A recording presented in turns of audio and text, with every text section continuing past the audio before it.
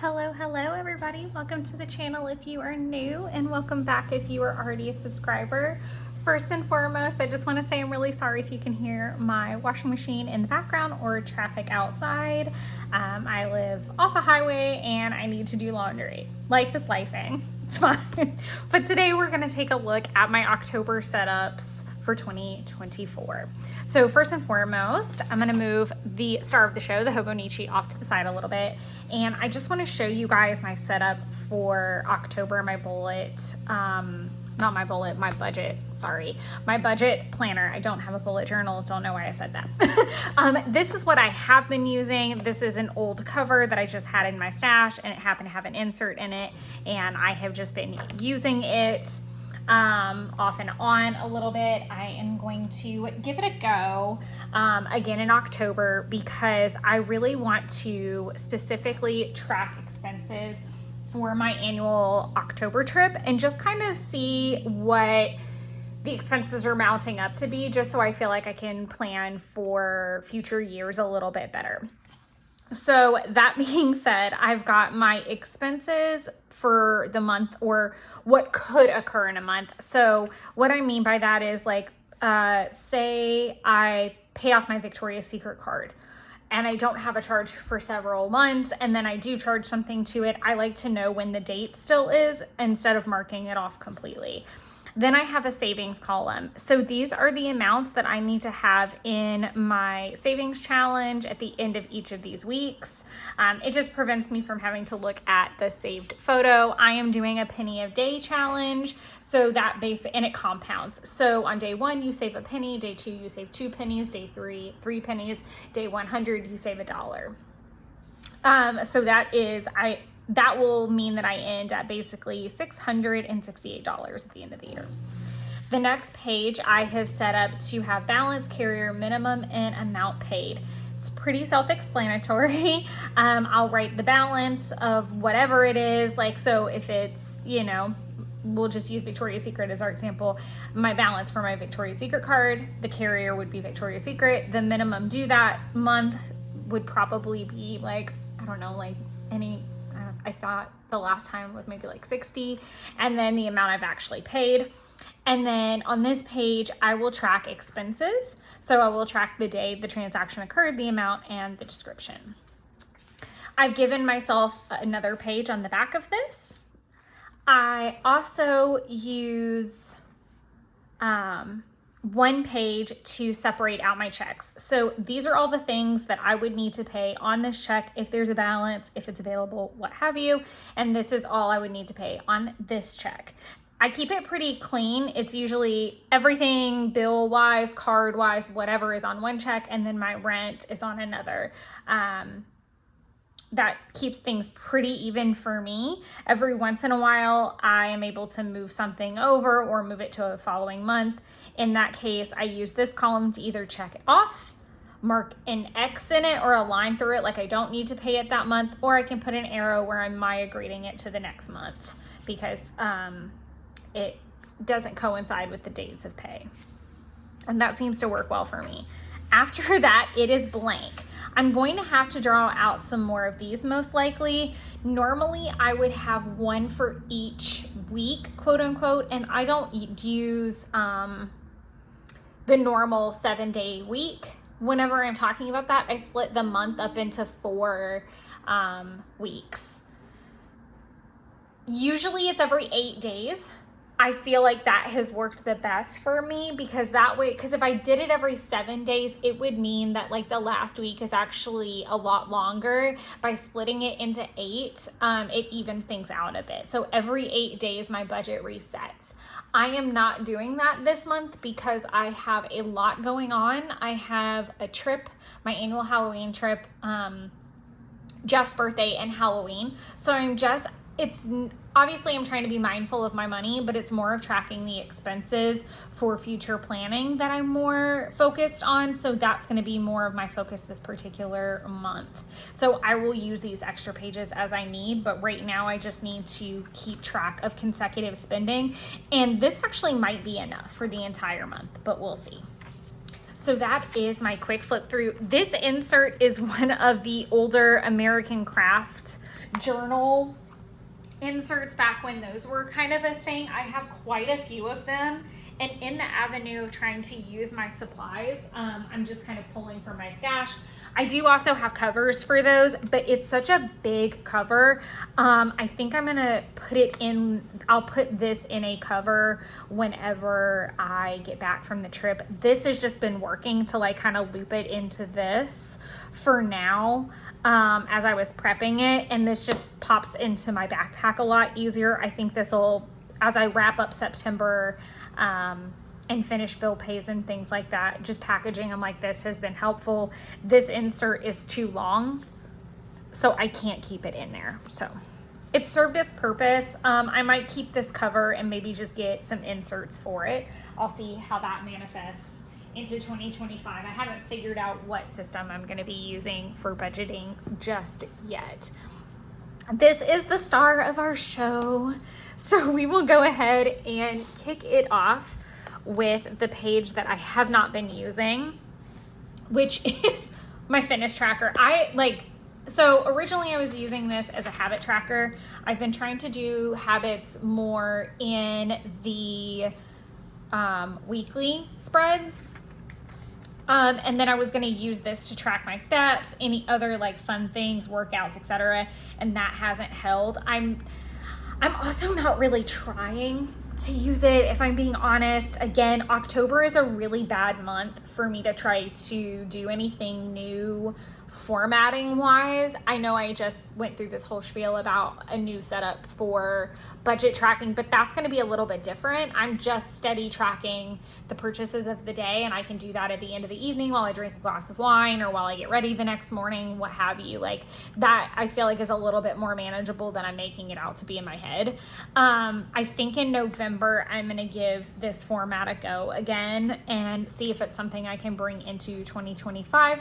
Because I'm definitely in that mindset of what do I want to carry over, what do I want systems for, and things have slowed down as well and become more manageable, so I can go back to having more planners, having more trackers. I'm getting there. So currently not going to do anything with the yearly spread for October. For my monthly, I use it to track my uploads. So I upload on Wednesdays and Sundays. I did have an upload that was a day late recently because I literally couldn't get it to upload on Wednesday. I don't know what was going on, but something, like, it was literally saying it was going to take like 36 hours to upload an hour-long video. It was very bizarre. I've been having a lot of tech issues with that, so I'm just trying to batch and upload as much as I can so that I'm as far ahead as I possibly can be. But on Wednesdays, I'll have planner videos, so setups, flip-throughs, plan with me's, maybe even a plan with me vlog if it works for that week. And then Sundays are gonna be more haul videos, project life, vlogs can also go on Sunday, that kind of thing. So that's kind of my cadence right now. If you have a suggestion for a video for either category, let me know. I'm always open to those. But I simply use my monthly tracker to write down what video it is that I posted.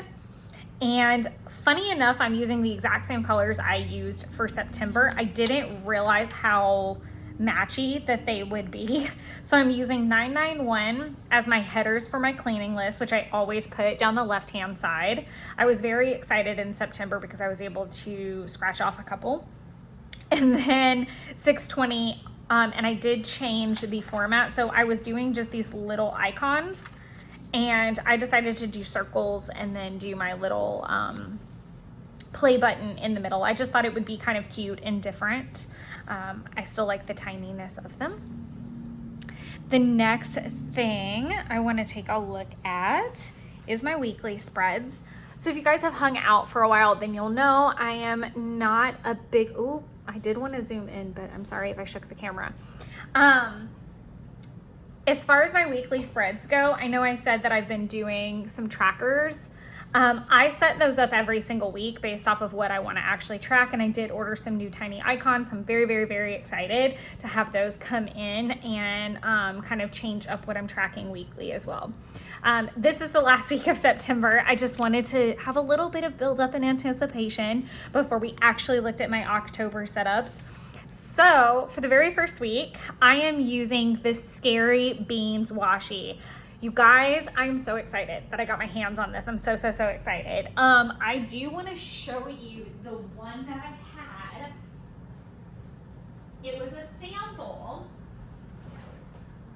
Let me see. So I had a sample of this washi that I bought a few years ago. I want to say it was about 2 years ago. And it's this, and if you notice, it's like blue and purple. So when I saw this one, I had to get it, and I didn't know that. I think this was before this one. I didn't like the one last year. It had like a green background, and sorry, I have not explained this. It's from Sweet Bean Plans. I have fallen down a rabbit hole enjoying Sweet Bean Plans product lately, so I will definitely be sharing any happy mail I get from them, but this was a must. This was a must buy. I loved the darkness of it. I love that it looked creepier. It's literally the exact same beans, just a different background. And I was like, I have to have it. I have to have it. I think it's just too perfect. That's enough rambling, but I'm very excited. The reason that Sweet Beans is the setup for this week is because Halloween Horror Nights is on Sunday. So I will be going to Halloween Horror Nights on Sunday, and I will be leaving for Orlando on the 3rd.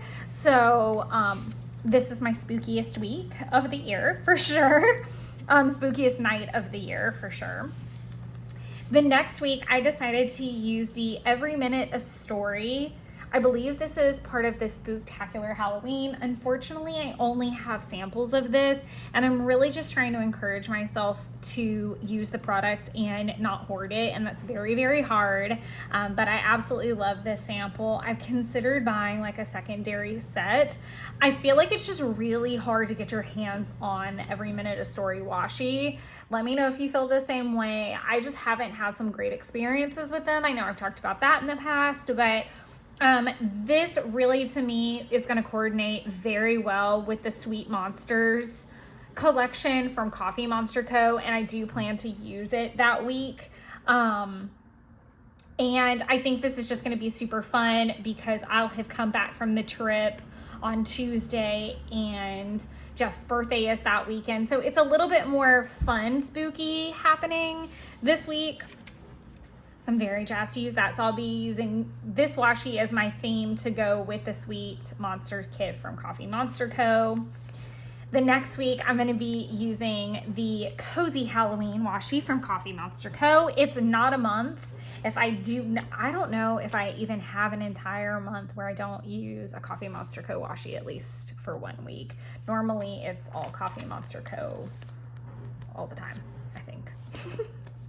So I'm really excited because I actually have Columbus Day off, which is the 14th. And you guys, I'm going to be exhausted from the week and a half before. Getting caught up with work will kind of start here as well. Like I'll have a few days the week before since I'm getting back on Tuesday, but this is like the first full week back. And thank God it's a short one at that, but I'm going to be really tired. So I thought a cozy vibe would be really good. With all of the hype and the hubbub about Beetlejuice, it felt wrong to not use the Burtonville washi from James Burt Creative. There is Steve and there is James, and these are all of James's lovely designs. I actually did do that virtual voyage a little bit, not all of it, because I was Halloweening at that time. So I just thought that would be really, really fun. And I have the black and white version and the color version, and it just seemed appropriate. Hopefully, this is also kind of like that last week of Halloween, like the last full week. So this is kind of where I'm getting in all of those like essential Halloween movies that are just cutesy and fun and not super scary. I'm kind of winding into the cuteness of Halloween at this point. And then this week is the last few days of October and the 1st of November. And I started with the sweet beans washi, had to end with it because whenever I got the scary beans, I got the cocoa washi. And this is so cute to me. I'm so excited about it. I think this is so fun, and I have been really trying to get like a cocoa washi. As much as I love Samhain and Halloween and I'm a witch at heart, I absolutely love on the 1st of November making enchiladas and watching Coco and wearing my marigold dress and just squeezing that one more day out of the season.